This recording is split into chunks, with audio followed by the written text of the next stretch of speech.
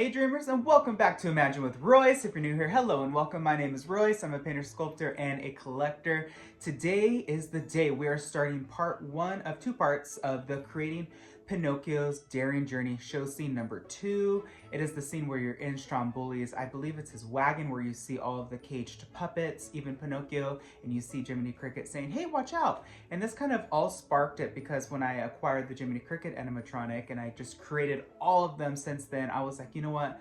I might as well just create this whole entire scene. It's beautiful, it's Disney blacklight in its finest, and I know that this is going to be so fun when it's all said and done. So I'm going to start first with a lot of the background things that you see in this particular scene. You see a lot of crates with puppets piled on top of them. You see a lot of woodworking, even a window with the moonlight shining in from the background. These are beautiful sets that are beautifully painted. So I'm going to just take my time. So this might be a little bit more of a lengthy video or it might be shorter. I'm not sure yet, but I'm going to pour every piece of creativity that I have in these fingers to create this show scene. So sit back and relax and enjoy the creation of Pinocchio's Daring Journey.